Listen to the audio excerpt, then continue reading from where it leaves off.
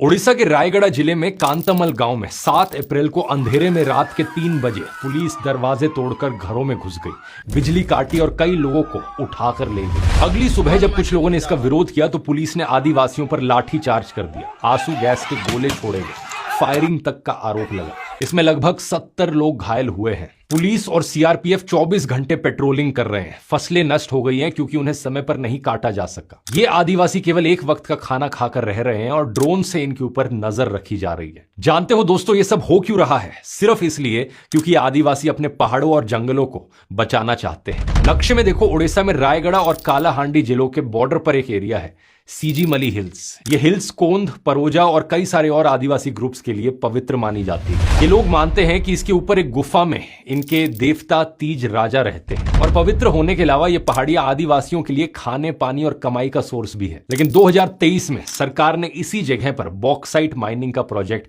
वेदांता को दे दिया और अगर यहां माइनिंग हुई तो पानी, जंगल, खेती सब खत्म हो जाएगा। अब सीजीमली पूरी तरह 5th शेड्यूल्ड एरिया है, यानी कॉन्स्टिट्यूशनली प्रोटेक्टेड ट्राइबल एरिया। तो यहां माइनिंग से पहले ग्राम सभा का कंसेंट लेना जरूरी होता है। लेकिन जानते हो ये कंसेंट कैसे लिया गया? हेवी पुलिस प्रेजेंस में जबरदस्ती फर्जी ग्राम सभाएं कराई गई। इनमें माइनिंग से प्रभावित होने वाले कई सारे गांवों को तो शामिल ही नहीं किया गया और डेड लोगों के सिग्नेचर्स का इस्तेमाल किया गया। हजार रुपए देकर लोगों को लाया गया और जो नहीं आए उन्हें धमकी दी गई। इनसे कंसेंट नहीं लिया गया बल्कि कंसेंट लेने का नाटक किया गया। जब आदिवासियों ने इसका विरोध किया तो उन्हें जेल में डाल दिया गया। अगस्त 2025 में ट्राइबल वुमेन एक्टिविस्ट नारिंगी देई माझी को हॉस्पिटल से उठा लिया गया, जहां वो अपनी डॉटर इन लॉ की डिलीवरी के लिए गई थी। जब एक्टिविस्ट मेधा पाटकर यहां आई, जाने ही नहीं दिया गया और रेलवे स्टेशन पर ही डिटेन कर लिया गया। अगस्त 2023 में तो 9 एंटी माइनिंग प्रोटेस्ट लीडर्स पर यूएपीए तक लगा दिया गया, वही यूएपीए जो आतंकवादियों पर लगाया जाता है। ये एक टेम्पलेट है दोस्तों जो धीरे धीरे पूरे देश में फैलती हुई दिख रही है। जो इंसान अपने हक के लिए आवाज उठाएगा उसे देशद्रोही कह दो, आतंकवादियों का कानून उन पर लगा दो। अभी आदिवासियों की सहमति के बिना एक 3 किलोमीटर लंबी रोड बनाई जा रही है जो माइनिंग साइट को स्टेट हाईवे से कनेक्ट करेगी। फिलहाल ये लोग इसी का विरोध कर रहे थे, जिसके बाद रात के 3 बजे पुलिस